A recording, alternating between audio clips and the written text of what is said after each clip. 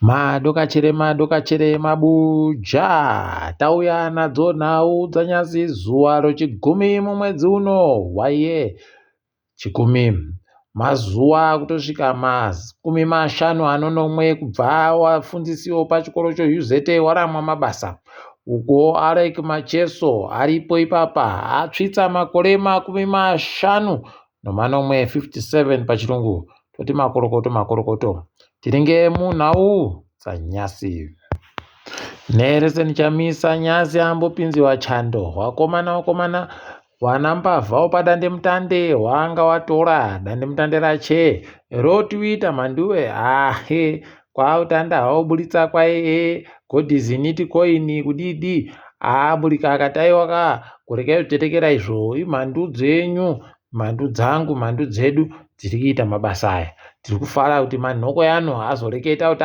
ndabenutsiwa akaundi yangu mhanduwe nekuti zvanga zvaita kunyangariwa ipapa rekai tione kuti achaita sei noramangwana ipapa upo kare watsano wamwe wari kunzi wagobirwa mari inoita zviuru 194 omari yekuAmerica pabodzi bonopfuti yawo nhana mbavha wari kugerofriend imi rekai tigona ipapa wazhinji watodoka wari kuti aiwa paripe zvakamboitika mari yakadando yakamborara iri mumota chere munhu ari mumba iyo mari yosiya mumakutukutu ese iwayo mumotika kuripe zvakadando pokare ungati iwewe unopfuti wosiya munhu aribe pfuti mudzimai kuti ndiye aburike panze pauri kunzwa kuti parira zviri kuratidza kuti pano vanhu wasvika zvidirekai tigoona edu kuti inopera sei iyoyi wamunangarwa wagonziwo wapa wanhu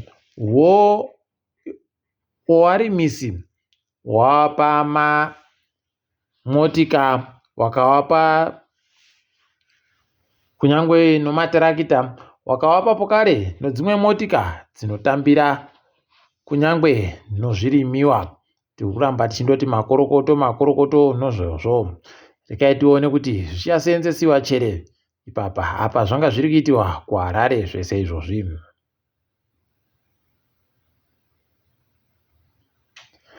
Jacob Mafume aramba ari kubvunziwa nevanhu kuti ko iwewe tinyepe kohoko naye zvinhu zvakaramba zviri kuitika zvizvi zvokuti Chiwenga anoramba achipuwa Chiyangwa anoramba achipuwa ivhu kuburidza nekambani yacheyo Pinnacle Property sei zviri kuitika iwe uri kuti inazvo padibe kana mhinduro yauya mhanduwe unobva watoona kuti pakaita kunyangariwa aita kumedziwa uye pachiribe rekai tirambe zvedu takazviringa izvozvi uku Jobho Sikara agoreketai kuti kwai iye nikama seretsekama ndiye achauya agoite munhu anoremekedziwa pandichaparura bhuku rangu mwedzi uri kuuyayo rekai tirambe takaringira kuona kuti zvinoperera papi tinenge tichikunyepai dare remakurukota wenyika rareketairo kutoti wendo huno taakufunga ipapa kutoti womabhizimusi wokuZimbabwe pokare ino wokuZambia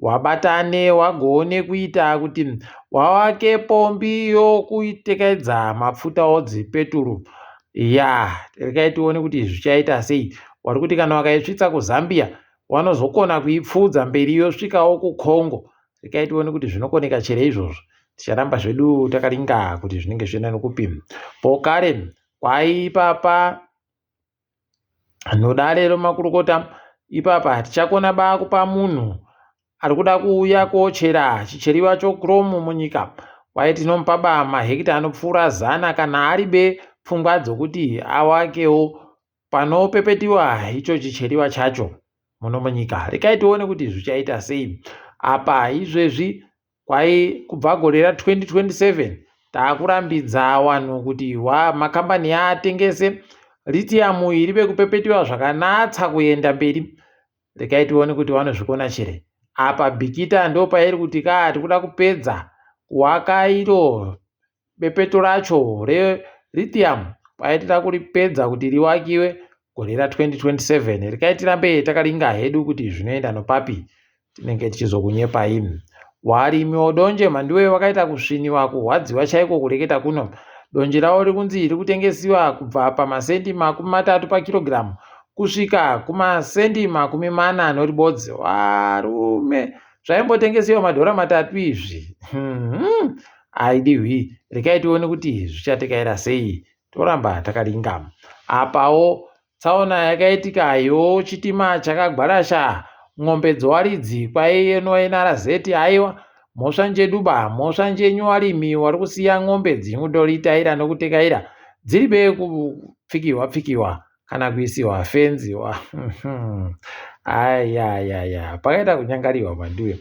Apawo izvezvi vanhu vari kuramba vachirwadziwa mhanduwe nonyaya yemutengo. Mutengo ropa munyika uri kuita kuuraya munhu. Kureketa kuno pariba ari kuziva kuti chii chiri kumbonyatsa kuitika, nokutoti mutengo ropa wakutosvika madhora 500 pakapaindi kabodzi mhanduwe. Vari kuita kunyanya kuzamurira chaiko kukwatura kwacho. Rekai tione kuti zvichasvika papi izvozvo.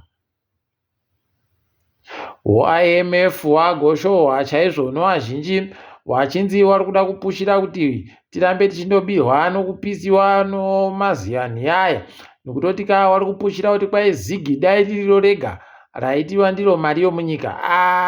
Takabvako kare mhanduwe ikokuku, takatobvako. Munoziva kuti kana zigi rikanzi ndo rega rapo, mapfuta dzimotika, zvese zvokusenzesa zvatiri kutenga, zvokudya zvese zvinotanga kusaika mhanduwe, nokuti zigi riri rinenge richindoridimuka richindogwa. Rekai tione kuti zvinoperera papi. Tiri kufara kuti ivo vakuru hurumende vari kuridaba zigi ravoro, saka rekai tirambe takaringama. Zimbabwe Anti-Corruption Commission wagonzi iwo wati wasunga vanhu 3 vokukanzuru yokwaRusape nonyaya yekuita zvisenzesa hofisi yavo zvisiri pamutemo.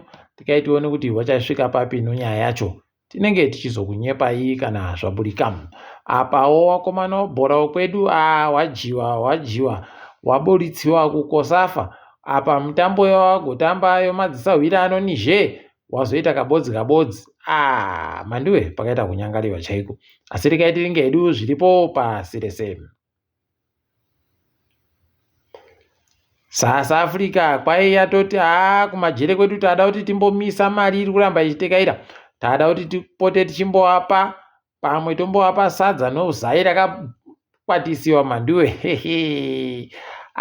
Kwai toda kuedza kuti tichengete mari inoita mamiliyoni 200 omari yemuSouth Africa. Rekai tione kuti zvichabvumiwa chere izvi kana kumatare odzimhosva vanosvika chete nayo nyaya iyi. Rekai tirambe takairinga. Apa hurumende South Africa yagonzi iri kupiwa mabhiriyoni 26 omari yemuSouth Africa noWorld Bank.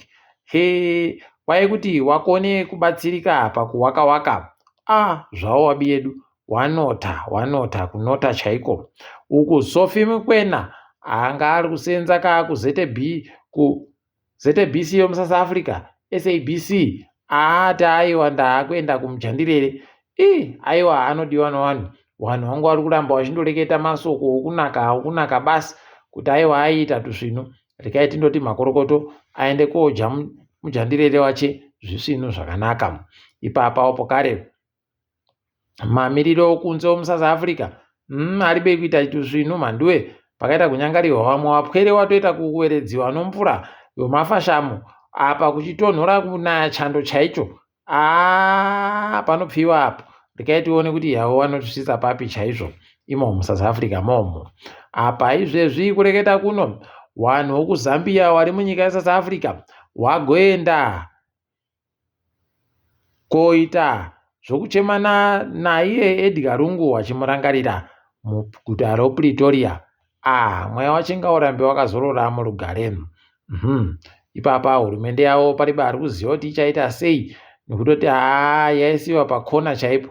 Mhuri yacho vari kudaba zvohurumende izvozvo vari kuzvidaba. Kunorekai tigoona kuti zvichaperera papi chaipo. Tinenge tichindokunyepai.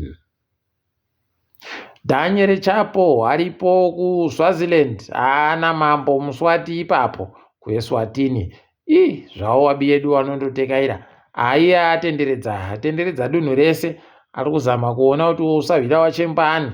Rekai tione kuti vanosvika papi nonyaya yacho. tinenge tichikunyepai hedu kuti zvikutekaira sei. WokuBritain wagonzi wari kuita zvokuvharavhara mhosva dzomubiyawo musoja akanzi abhinya mumwe mudzimai mwedzi wapfuura, nokutoti musoja iye wabva watomubhururutsa kumubenhutsa kuBritain kwawoko. Regai tinyatsa kuiongorora iwe, regai tinenge tichikunyepai kuti ichapera sei, ichatekaira sei.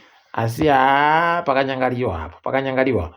Kukinya kuku vanonyanya kujairira vanhu iwo kuBritain wawa. Regai tigumire hedu pano mhanduwe. Ndini wenyu mhanduwe onhau.